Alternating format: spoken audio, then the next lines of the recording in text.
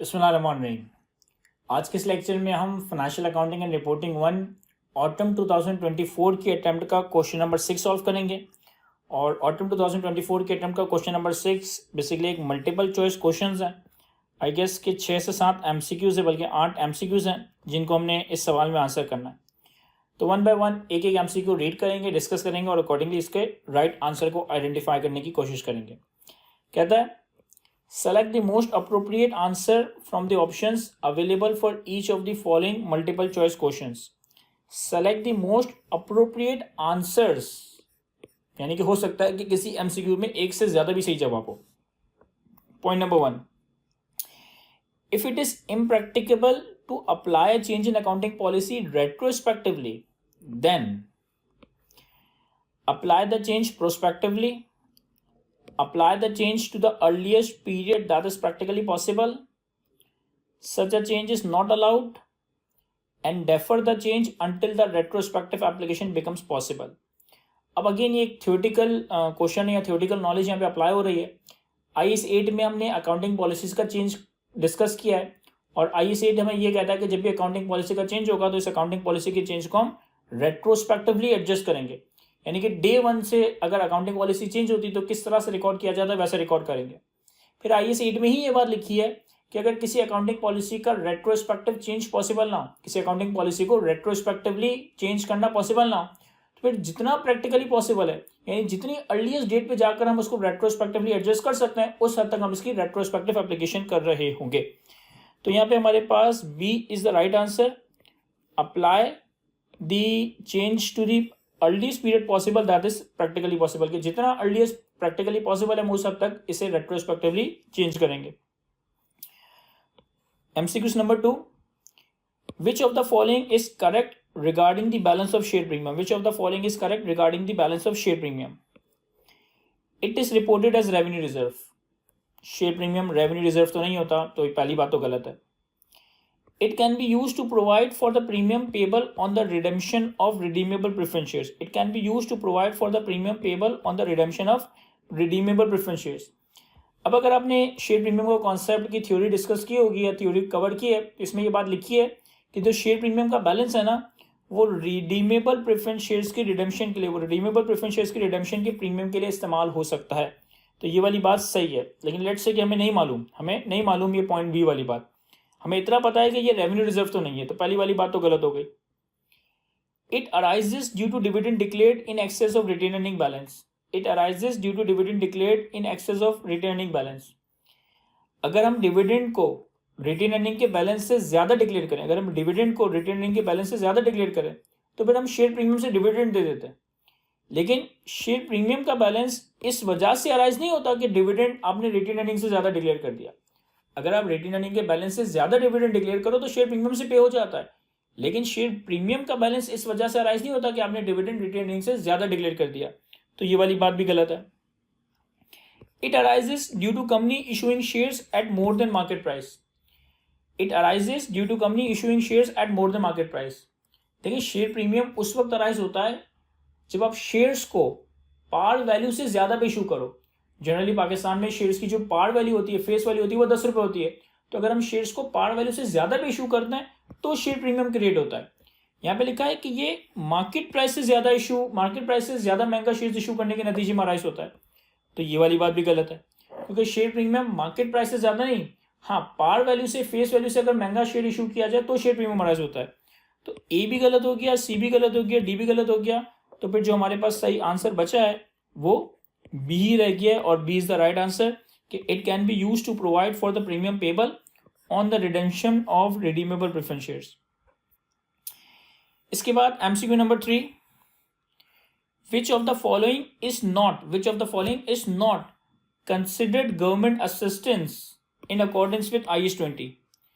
कौन से ऐसे हैं जो कि गवर्नमेंट असिस्टेंस कंसिडर नहीं किए जाते हैं एज पर IAS 23? कौन से ऐसे हैं जो कि गवर्नमेंट असिस्टेंस कंसिडर नहीं किए जाते हैं as per the IAS 23? Forgivable loan by the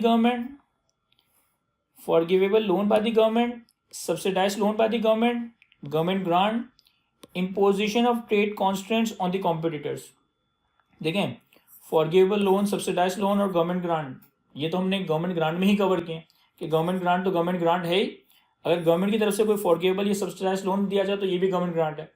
government assistance में हमने कवर किया था कि गवर्नमेंट की तरफ से स्पेसिफिकली आपकी कोई हेल्प की जा रही है, कोई आपको इकोनॉमिक बेनिफिट्स वगैरह दिए जा रहे हैं, लेकिन उसके एक्सेप्शन में था कि अगर गवर्नमेंट कॉम्पिटिटर्स के ऊपर ट्रेडिंग कंस्ट्रेंट्स लगाती है तो ये गवर्नमेंट असिस्टेंस नहीं है। अगर गवर्नमेंट कॉम्पिटिटर्स के ऊपर ट्रेडिंग कंस्ट्रेंट्स लगाती है, यानी कि रुकावट वगैरह लगाती है आपके कॉम्पिटिटर्स पे, तो this is not considered as government assistance. तो D is the right answer. इसके बाद MCQ number 4, which of the following is not a potential ordinary share. इसमें से कौन सा पोटेंशियल ऑर्डिनरी शेयर्स नहीं है? Number 1, right issue of shares at less than market price. अगर हम राइट इशू कर रहे हैं तो ये पोटेंशियल ऑर्डिनरी शेयर नहीं होता, पहला इसका सही जवाब है। Share option with the exercise price greater than the average market price. अगर शेयर ऑप्शंस में exercise price average market price से ज्यादा है, यानी कि मार्केट में शेयर सस्ता मिल रहा है, आप शेयर ऑप्शंस में महंगा खरीदोगे, तो ये पोटेंशियल ऑर्डिनरी शेयर तो है, ये पोटेंशियल ऑर्डिनरी शेयर तो है, बस ये आउट ऑफ द मनी है, ये बेनिफिशियल नहीं है, फेवरेबल नहीं है, लेकिन स्टिल ये पोटेंशियल ऑर्डिनरी शेयर्स तो है। Convertible redeemable preference shares and bond convertible. अगर कन्वर्टेबल प्रेफरेंस शेयर्स हैं या बॉन्ड है तो ये आगे जाके ऑर्डिनरी शेयर्स में कन्वर्ट हो सकते हैं। तो बी, सी और डी, इन तीनों में आगे जाके शेयर्स मिलने का चांस है, आगे जाके शेयर्स मिलने के ऑप्शंस अवेलेबल हैं। तो A is the right answer कि राइट शेयर्स जो हम इशू करते हैं these are not potential ordinary shares. MCQ number 5, the basic earning per share of Alpha Limited for the year 2023 amounts to rupees 4 per share. On 1st January 2023, AL issued 2 million of 14% debentures, convertible debentures, rupees 100 each, with each debentures convertible into 3 ordinary shares after 5 years at the option of the shareholder. एक company है alpha limited, इसकी basic EPS का number है 4 रुपये पर share. साल के पहले दिन कंपनी ने 2 मिलियन डिबेंचर इश्यू किए जिसपे 14% का इंटरेस्ट है, और ये कन्वर्टेबल डिबेंचर है, यानी कि पोटेंशियल ऑर्डिनरी शेयर है। 100 रुपये की इनकी फेस वैल्यू है। हर एक डिबेंचर 3 ऑर्डिनरी शेयर में कन्वर्ट होंगे, हर एक डिबेंचर 3 ऑर्डिनरी शेयर में कन्वर्ट होंगे 5 साल के बाद। कहता है विच of the following option is correct, which of the following option is correct about the diluted earning per share for 2023। इसमें से कौन सी बात सही है डायल्यूटेड ईपीएस के हवाले से? It would be more than 4 rupees per share, it would be less than 4 rupees per share, it would be 4 rupees per share, और it would be nil per share।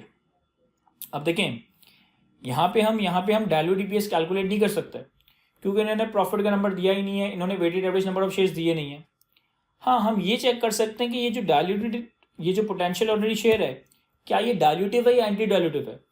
हम यहाँ पे डायल्यूटेड ईपीएस कैलकुलेट नहीं कर सकते क्योंकि हमारे पास profit after tax, profit attributable to ordinary share holder या weighted average number of shares given नहीं है।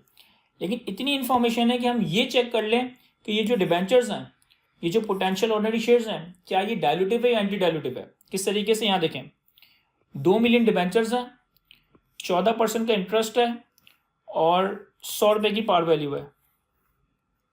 तो हमारे पास सेविंग इन इंटरेस्ट कितनी होगी? 2 मिलियन डिबेंचर, 100 रुपये की फेस वैल्यू और 14% का इंटरेस्ट। तो ये आएगा 2 × 100 × 114%, 28। इस डिबेंचर के कन्वर्ट होने से 28 मिलियन से इंटरेस्ट सेव होगा, 28 मिलियन से इंटरेस्ट सेव होगा, यानी कि 28 मिलियन से अर्निंग्स बढ़ेगी। और हमारे पास increase in weighted average number of shares कितना है? सर हर डिबेंचर के बदले 3 ऑर्डिनरी शेयर्स मिलेंगे, हर डिबेंचर के बदले 3 ऑर्डिनरी शेयर्स मिलेंगे, यानी कि 2 मिलियन × 3, तो ये आ जाएगा 6 मिलियन। 28 मिलियन से इंटरेस्ट सेव होगा यानी कि प्रॉफिट बढ़ेगा, और 6 मिलियन से नंबर ऑफ शेयर्स बढ़ेंगे। तो हमारे पास इंक्रीमेंटल ईपीएस कितनी आ रही है?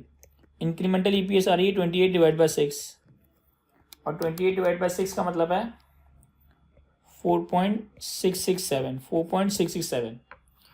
अब आपकी जो इंक्रीमेंटल ईपीएस आ रही है ना, जो आपकी इंक्रीमेंटल ईपीएस आ रही है ना, ये बेसिक ईपीएस से ज़्यादा आ रही है। बेसिक ईपीएस कितनी थी? 4 रुपये पर शेयर। बेसिक ईपीएस कितनी थी? 4 रुपये पर शेयर। और इस पोटेंशियल ऑर्डिनरी शेयर की इंक्रीमेंटल ईपीएस कितनी आ रही है? 4.66, यानी कि ये एंटी डायल्यूटिव है, ये एंटी डायल्यूटिव है। और जब पोटेंशियल ऑर्डिनरी शेयर एंटी डायल्यूटिव हो तो हम इसे इग्नोर कर देते हैं। अगर पोटेंशियल ऑर्डिनरी शेयर और एंटी डायल्यूटिव हो तो हम इसे सिंपली इग्नोर कर देते हैं। तो इस केस में आंसर ये होगा, इट वुड बी 4 पर शेयर। चूंकि पोटेंशियल ऑर्डिनरी शेयर एंटी डायल्यूटिव है तो इसे कंसिडर ही नहीं करेंगे डायल्यूट ईपीएस की वर्किंग में, और जो हमारी बेसिक ईपीएस है वही हमारी डायल्यूट ईपीएस बन जाएगी। तो C is the right answer. MCQ number 6, which of the following is not a source for selecting and applying accounting policy under IAS 8 when no standard specifically apply? Which of the following is not a source of selecting and applying accounting policy under IAS 8 when no standard specifically apply? अगर किसी transaction के ऊपर, किसी asset liability expense के ऊपर कोई accounting standard apply ना हो रहा हो, तो फिर हम अकाउंटिंग पॉलिसी को सेलेक्ट करने के लिए, अप्लाई करने के लिए क्या काम नहीं करेंगे, क्या चीज सेलेक्ट नहीं करेंगे? The most recent pronouncement of other standard setting bodies, published accounting literatures, practices that are widely recognized and prevalent in the industry, internal financial reporting guidelines developed by the entity. देखें, अगर किसी transaction के लिए, किसी asset liability expense को account for करने के लिए कोई स्टैंडर्ड ना हो, तो फिर हम क्या करते हैं? हम अकाउंटिंग पॉलिसी खुद डेवलप करते हैं। अब अकाउंटिंग पॉलिसी जब खुद डेवलप करते हैं तो हम ये देखते हैं कि दूसरी अकाउंटिंग बॉडीज इस ट्रांजेक्शन को कैसे रिकॉर्ड करती है। हम ये देखते हैं कि अकाउंटिंग का कॉन्सेप्चुअल फ्रेमवर्क क्या कहता है। हम ये देखते हैं कि इंडस्ट्री प्रैक्टिस क्या हो रही है। तो यानी कि आप दूसरी अकाउंटिंग बॉडीज़ का डाटा इस्तेमाल करते हो, दूसरी अकाउंटिंग पॉलिसीज़ की ट्रीटमेंट अडॉप्ट करते हो। आप ये देखते हो कि अकाउंटिंग का लिटरेचर यानी कि कॉन्सेप्चुअल फ्रेमवर्क क्या कह रहा है। आप ये देखते हो कि इंडस्ट्री में क्या प्रैक्टिस फॉलो की जा रही है। तो ये तीनों तो हम यूज़ करते हैं। हाँ, internal financial reporting guideline develop by the entity, अगर हमने ही कोई फाइनेंशियल रिपोर्टिंग गाइडलाइन बनाई है तो ये कंसिडर नहीं होगी, यानी कि D is the right answer. This is not a source for selecting and applying the accounting policy. हम दूसरी अकाउंटिंग बॉडीज को देखेंगे, अगर अकाउंटिंग का कॉन्सेप्चुअल फ्रेमवर्क देखेंगे, इंडस्ट्री प्रैक्टिस को देखेंगे, अपनी इंटरनल कोई गाइडलाइन वगैरह खुद से हमने बना रखी है तो इसको तो कंसिडर नहीं किया जाएगा। Point number 6, MCQ number 7, sigma limited borrowed 10 million from a bank on 1st July 2023 at an interest rate of 15% to purchase a delivery truck. SL paid 6 million immediately to supplier as an advance. On 1st May 2024, SL paid an additional 2 million upon the delivery of the truck.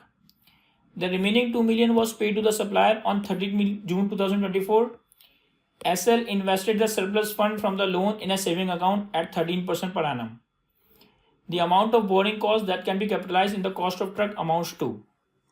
IAS 23 borrowing cost के standard से ये MCQ पूछा गया। आपने 10 million bank से markup बोरो किया, आपने 10 million bank से बोरो किया 1 जुलाई 23 पे 15% के मार्कअप पे एक डिलीवरी ट्रक को परचेज करने के लिए, यानी कि ये स्पेसिफिक बोरिंग है, यानी कि ये स्पेसिफिक बोरिंग है। 6 मिलियन आपने फॉरन से पे कर दिए, फिर 1 मई पे 2 मिलियन पे किए और डिलीवरी हासिल कर ली, और रिमेनिंग 2 मिलियन हमने सप्लायर को 30 जून 24 पे पे किए, और जो भी सरप्लस फंड था वो हम सेविंग अकाउंट में इन्वेस्ट कर देंगे 13% के मार्कअप पे। अब देखिए यहाँ पे अगर आपने बोरिंग कॉस्ट की कैलकुलेशन की और इसमें से कोई एक आंसर आइडेंटिफाई किया ना तो वो गलत हो जाएगा। रीजन बीइंग कि IAS 23 के स्टैंडर्ड में हम बोरिंग कॉस्ट उस वक्त कैपिटलाइज करते हैं जब वो किसी क्वालिफाइंग एसेट की कंस्ट्रक्शन मैन्युफैक्चरिंग के लिए इस्तेमाल किया जा रहा हो, जब वो किसी क्वालिफाइंग एसेट को कंस्ट्रक्ट करने के लिए, मैन्युफैक्चरिंग करने के लिए लोन लिया जा रहा हो। यहाँ तो हम सीधा सीधा ट्रक परचेज कर रहे हैं, यहाँ तो क्वालिफाइंग एसेट ही नहीं है। जब क्वालिफाइंग एसेट ही नहीं है तो IAS 23 अप्लाई नहीं होगा, IAS 23 अप्लाई नहीं होगा तो बोरिंग कॉस्ट कैपिटलाइज ही नहीं होगी। तो इसका आंसर डी है, निल, क्योंकि क्वालिफाइंग एसेट ही नहीं है, क्योंकि क्वालिफाइंग एसेट की कंस्ट्रक्शन या मैन्युफैक्चरिंग ही नहीं हो रही, तो क्वालिफाइंग एसेट ही नहीं है तो IAS 23 तो यहाँ पे अप्लाई नहीं होगा, कोई भी बोरिंग कॉस्ट यहाँ पे कैपिटलाइज नहीं होगी। और फिर last MCQ, MCQ number 8, on 1st January 23, Beta Limited has a share capital of 50 million rupees 10 each, share premium of 15 million, and accumulated losses of 25 million. During the year 2023, Beta Limited earned profit of 15 million. The following shares were issued during the year 2023. On 1st July 23, 10% right shares were issued at rupees 20 per share with a transaction cost of 1 million.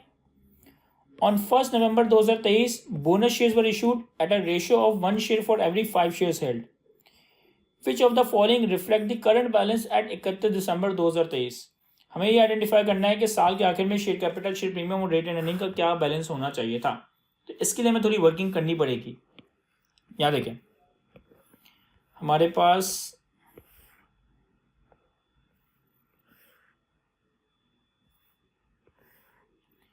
तीन चीजें इस सवाल में, share capital, share premium और retain earnings. 1 जनवरी 2023 पे share capital है 50, share premium है 15 और रिटेन अर्निंग्स की जगह एक्युमुलेटेड लॉसेज हैं तो रिटेन अर्निंग्स को मैं -25 दिखा दूंगा। ठीक है, फिर कहता है हमारा पूरे साल का प्रॉफिट है 15 मिलियन, हमारे पूरे साल का प्रॉफिट है 15 मिलियन। तो जब हमारे पास प्रॉफिट आफ्टर टैक्स आएगा तो 15 मिलियन से हमारी रिटेन अर्निंग्स यानी कि एक्युमुलेटेड लॉसेस पॉजिटिव हो जाएंगे। फिर हमने 1 जुलाई 23 पे 10% राइट शेयर इशू किए 20 रुपए के हिसाब से और 1 मिलियन हमारी ट्रांजेक्शन कॉस्ट है, 1 मिलियन हमारी ट्रांजेक्शन कॉस्ट है। यहाँ देखो 50 मिलियन का शेयर कैपिटल है और हर शेयर की पार वैल्यू कितनी है 10 रुपए। आपने 10% राइट शेयर इशू किए, आपने 10% राइट शेयर इशू किए हैं तो आपके पास कैश आया होगा कितना, 5 मिलियन नंबर ऑफ शेयर्स हैं।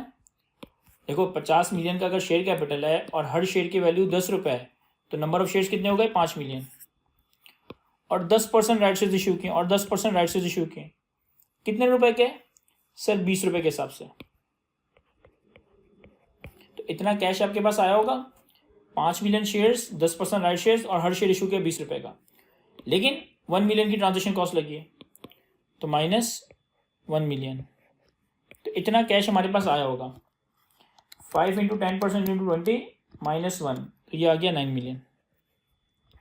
फिर हमने शेयर कैपिटल क्रेडिट किया होगा कितने से, 5 मिलियन शेयर्स इशू, 5 मिलियन का 10% शेयर्स इशू किए, 5 मिलियन शेयर्स का 10% राइट शेयर्स इशू किए और पार वैल्यू कितनी है 10, तो ये शेयर कैपिटल में चला जाएगा।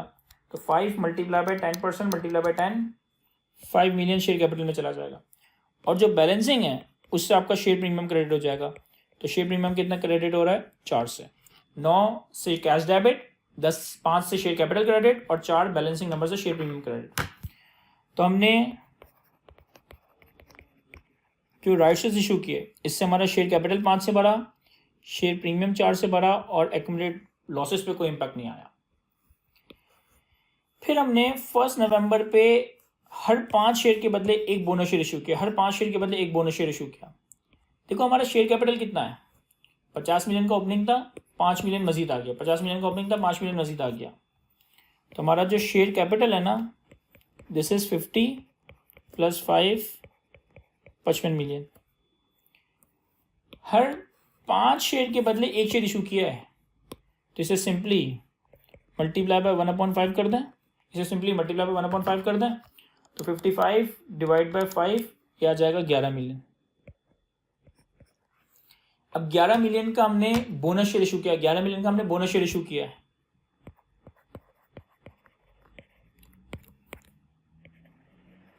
तो 11 मिलियन से शेयर कैपिटल बढ़ जाएगा, 11 मिलियन से शेयर कैपिटल बढ़ जाएगा। रिटेन अर्निंग्स में तो बैलेंस ही पॉजिटिव नहीं है, साल के शुरू में लॉसेस थे और 15 का प्रॉफिट आया, लेकिन यहाँ पे बैलेंस कितना है -10। तो जब यहाँ पे बैलेंस ही नेगेटिव है तो इससे तो बोनस शेयर इशू नहीं होगा। तो बोनस शेयर कहाँ से इशू होगा, शेयर प्रीमियम से। बोनस शेयर कहाँ से इशू होगा, शेयर प्रीमियम से। तो शेयर प्रीमियम डेबिट और share capital credit, share premium debit और शेयर कैपिटल क्रेडिट। तो शेयर प्रीमियम मैंने 11 से बढ़ा दिया और शेयर प्रीमियम मैंने 11 से कम कर दिया। सारी एडजस्टमेंट्स अकाउंट फॉर कर ली। ये हमारे पास साल के आखिर के बैलेंसेस आ जाएंगे। तो ये हो जाएगा 50 + 5 + 11 66 मिलियन, 15 + 4 - 11 8 मिलियन और -25 + 15 तो ये आ गया -10 मिलियन। तो 66, 8 और 10, 66, 8 और 10 यानी कि B is the right answer. इसका बी सही जवाब है। 66 का शेयर कैपिटल, 8 का शेयर प्रीमियम और -10 का रिटेन अर्निंग्स। तो ये हमारे पास क्वेश्चन नंबर 6 था जिसमें हमसे ये 7-8 MCQs टेस्ट किए गए थे। आई होप कि मैं इसे अच्छे से एक्सप्लेन कर सका हूँ। आज की इस गुफ्तगू को यहीं तक रखता है। Thank you.